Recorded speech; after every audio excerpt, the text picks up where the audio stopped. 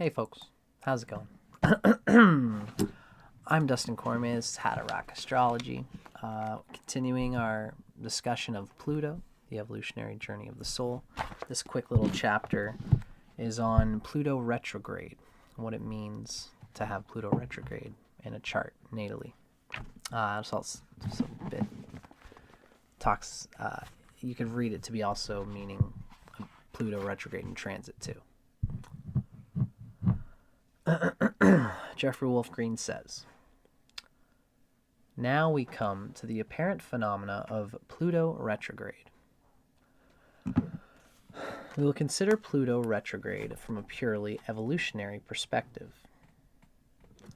Pluto is retrograde roughly 6 out of every 12 months.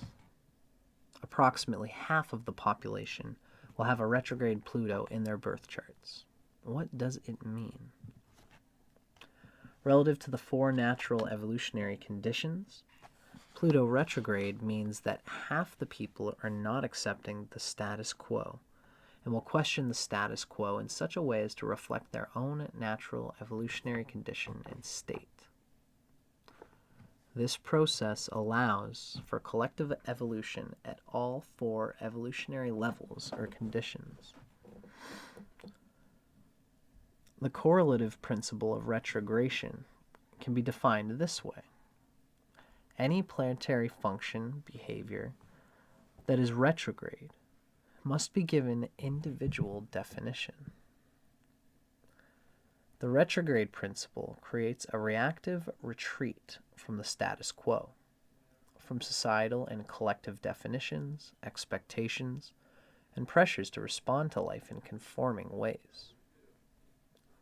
This reactive retreat allows for individual definition of whatever planetary function is retrograde. In addition, the retrograde phenomenon is a non-static process. It is similar to peeling the layers off an onion to arrive at its core. Thus, there's a continual growth and evolution of the retrograde planet. Pluto retrograde, then, allows for collective evolution to occur because half the people at any one time are questioning the status quo in some ways. This is utterly necessary from an evolutionary point of view because it allows for growth of the entire human species. It prohibits stagnation, non-growth, and crystallization. From the above, it may be understood that the retrograde of Pluto tends to place the emphasis on the desire to return the source of the soul, or to evolve in a more accelerated fashion. Because of the individualizing effect of Pluto retrograde, the person must do that which they must do in their own way. At the deepest possible level, the soul, Pluto retrograde, promotes an internalization process, a relative need to withdraw from external activity. Because Pluto correlates to the deepest reaches of our unconscious, this impulse may not be actively implemented given other factors in an individual's total makeup. The need to withdraw may simply be sensed as a wistful desire that remains unfulfilled. Even if it is not acted upon, the individual will still feel a sense of distance from him or herself and others in a fundamental way. Because the retrograde Pluto tends to emphasize the desire to return to the source, or the need to accelerate the elimination of separating type desires, the sense of cyclic or perpetual dissatisfaction is deeper in these individuals than in those who do not have Pluto retrograde. Keep in mind that all of us, with or without Pluto retrograde, will have this experience to one degree or another. Dissatisfaction is directly linked to the interaction of the coexisting desires of the soul.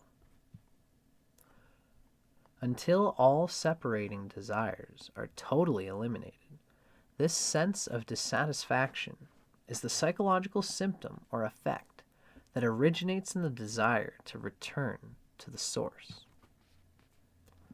Dissatisfaction allows for the progressive realization of not this, not that. Through this process, we will someday realize what it is that creates ultimate satisfaction. The point is that those with Pluto retrograde will experience the sense of dissatisfaction more deeply and consistently than those who have Pluto direct. Pluto retrograde accelerates in its own way the evolutionary process, individually and therefore collectively. Yeah, that makes sense to me. The Vedic astrology similarly talks about retrogrades as being positive things. So that's cool to hear that. Makes sense to me. Now, for those who are watching live, we have one final stretch to do in our reading today. So I hope you guys have enjoyed this little bit, this part of our discussion of Pluto, the evolutionary journey of the soul. Next up, I'm going to take, I know I just took like a half an hour break or whatever, but I'm just going to take a moment. I'm going to meditate. I'm going to just kind of absorb in myself for just a moment.